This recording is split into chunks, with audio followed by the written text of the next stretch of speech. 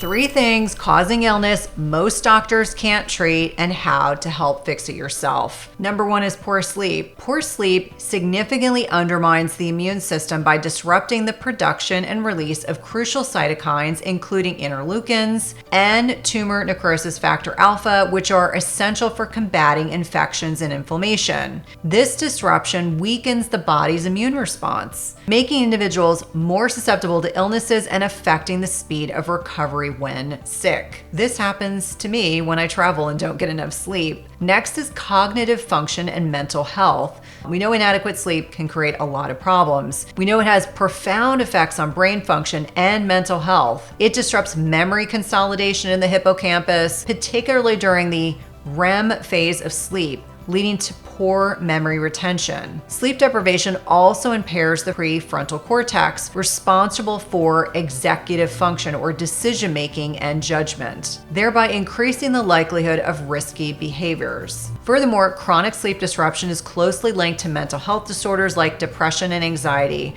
with a bidirectional relationship exacerbating both sleep issues and mental health conditions. Additionally, adequate sleep is crucial for brain plasticity, the ability to adapt to learning new information and experiences, and the lack of sleep hinders this process, impacting learning and emotional regulation. In this study, improving sleep quality leads to better mental health, a meta-analysis of randomized controlled trials. In this analysis, published in Sleep Medicine Reviews, a meta-analysis of 65 trials with over 8,608 participants found that improving sleep significantly impacts various mental health aspects. Notably, it leads to positive effects on depression, anxiety, rumination, and stress. Rumination is this ongoing thought process, like you have something on your mind you can't let go of.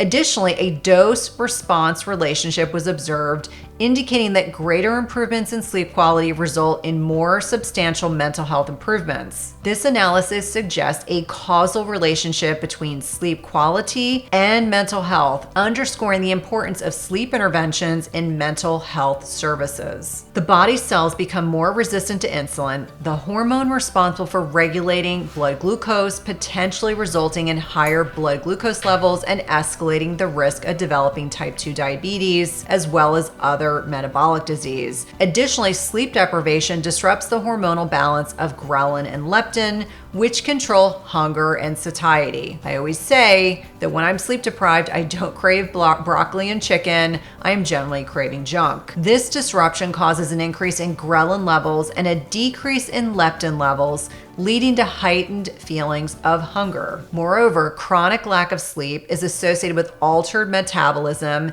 and fat storage patterns, contributing to weight gain and ultimately obesity. Here are some quick fixes. Number 1, you establish a consistent sleep schedule. Number 2, you want to create a relaxing bedtime routine. And for each one of us, that might look a little bit different, but would include things like getting off electronics, making sure the temperature is low, making sure it's dark. You want to optimize your sleep environment. You could probably toss in a few other things to that, maybe some magnesium, some inositol.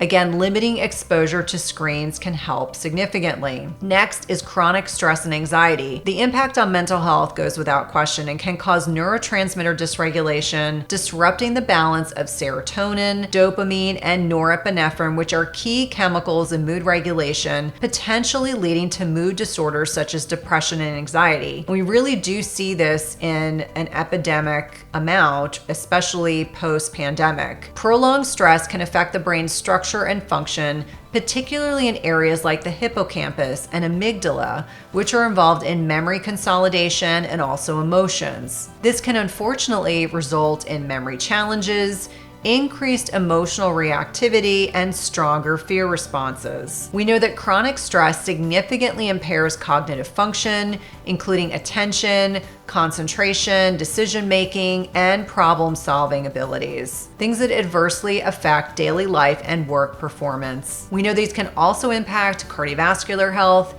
They can contribute to high blood pressure, even the diagnosis of hypertension, largely due to the increased production of stress hormones that elevate heart rate and constrict blood vessels, placing additional strain on the heart. This heightened blood pressure is a major risk factor for heart disease and stroke. We also know that stress can induce arrhythmias. I saw quite a bit of this in cardiology, things like atrial fibrillation, premature ventricular contractions, PACs, which are premature atrial contractions, or even an irregular heartbeat, which in severe cases may lead to an increased risk of stroke or even heart failure. Moreover, chronic stress fosters systemic inflammation, contributing to the development of atherosclerosis, which is a buildup of inflammation and plaquing in our arteries, which can put us at greater risk for cardiovascular events. Next, we know that stress puts us at risk for immune system suppression.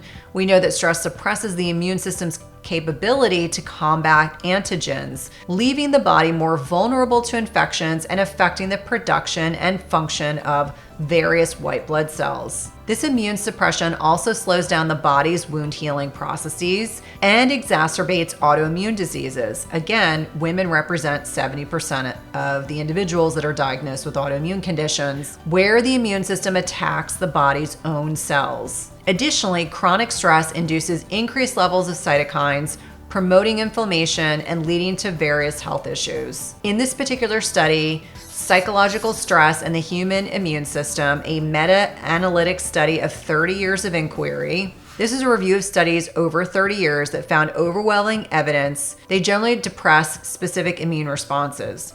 Chronic stress, however, consistently shows a detrimental effect, impairing both cellular and humoral immunity. The review underlies that chronic stress alters immune responses, often leading to an increase in pro-inflammatory cytokines and a decrease in lymphocyte numbers and function. Here are 4 quick fixes. Number 1, develop a regular relaxation practice. This does not mean 5 minutes of meditation once a week. Number 2, exercise regularly. Find some way to move your body daily. Number 3, prioritize quality sleep. And then lastly, consider professional assistance if you are still struggling. There is no shame in talking to a therapist, a clinical psychologist, or even a psychiatrist if you need additional help.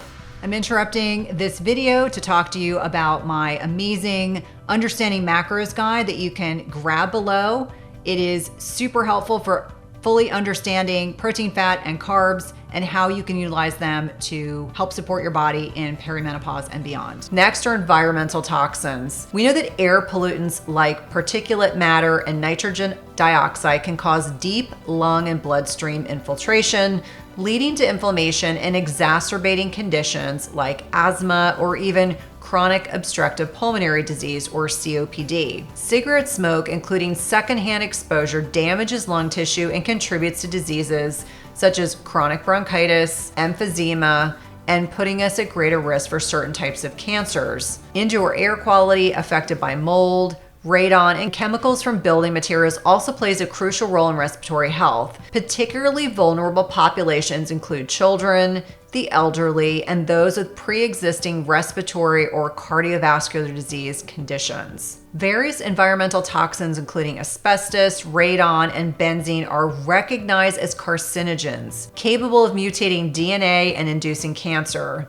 These toxins can enter the body through inhalation, ingestion, or even skin contact. And with long-term exposure at even low levels, increasing cancer risk. Specific toxins are linked to specific types of cancers. For instance, asbestos is associated with mesothelioma and benzene with leukemia. Additionally, these toxins can indirectly raise cancer risk by disrupting hormonal function or causing chronic inflammation. We know that heavy metals like lead and mercury detrimentally affect the nervous system. Long-term exposure to certain toxins is linked to an increased risk of neurodegenerative diseases like Alzheimer's and Parkinson's. These toxins also impact brain function, affecting neurotransmitter systems, neuronal signaling, and brain plasticity, which influences memory, attention, and motor skills. Endocrine disruptors such as BPA, phthalates, and certain pesticides interfere with the body's hormonal systems, mimicking or even blocking natural hormone production. This disruption can cause reproductive health issues, including reduced fertility and developmental disorders. Toxins like BPDEs found in flame retardants, disrupt thyroid function, impact our metabolism, growth, and development. Furthermore, endocrine disruptors contribute to metabolic disorders like obesity and diabetes by interfering with insulin and energy balance in the body. In this study called Environmental Toxins and the Impact of Other Endocrine Disrupting Chemicals in Women's Reproductive Health, this is a review focused on women's reproductive health, found environmental toxins, specifically endocrine disrupting chemicals or EDCs, affect hormones and consequently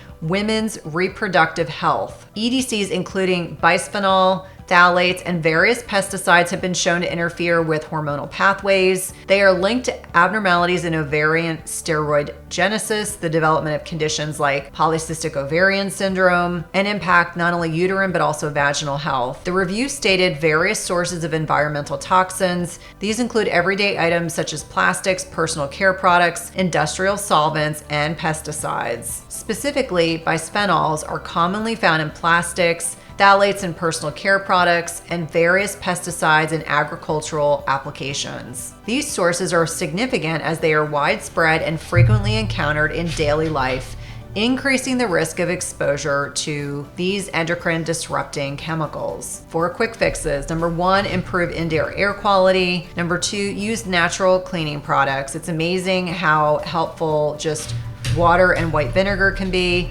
Number 3, consider testing for radon if you are in a home, and reading cosmetics and personal care products labels for hormone disruptors. Small changes have a big impact. Stay tuned for my next video looking at 4 nutrient-dense foods that decrease belly fat.